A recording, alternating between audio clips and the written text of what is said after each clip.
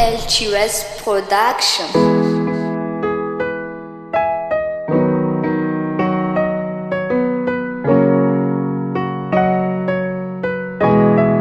Ekini on the beat.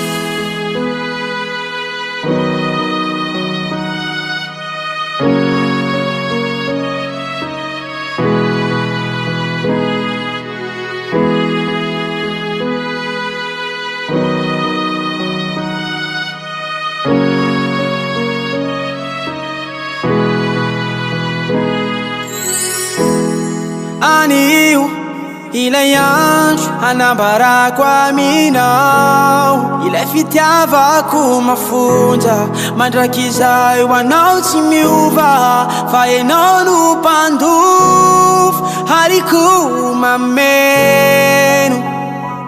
Ny alahelo isinda refeo anilanao ka matoky fizao ity ho mandraky zay tory ka nankasoavana na ankaratsina teo malalanao satria anao lay tina ka nankasoavana na ankaratsina teo malalanao satria anao lay tina.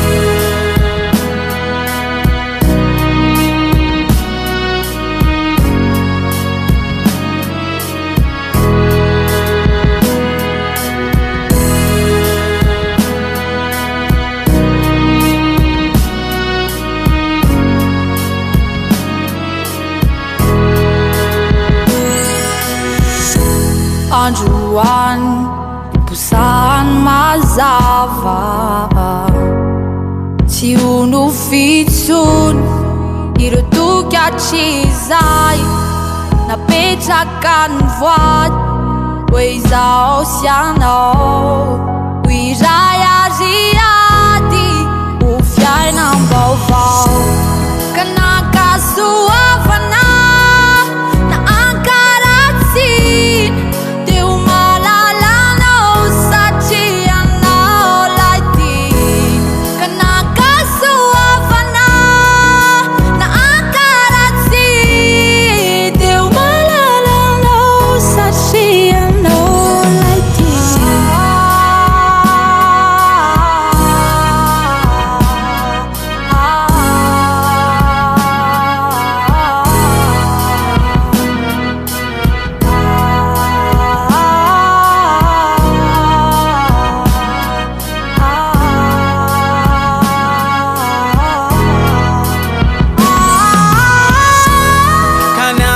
Suavana na ankaratsina teo malalanao satria anao lay tina ka nankasuavana na ankaratsina teo malalanao satria anao lay tina.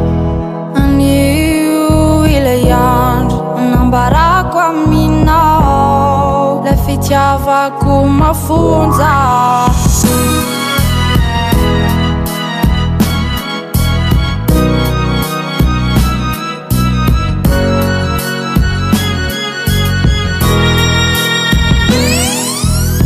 Jyal.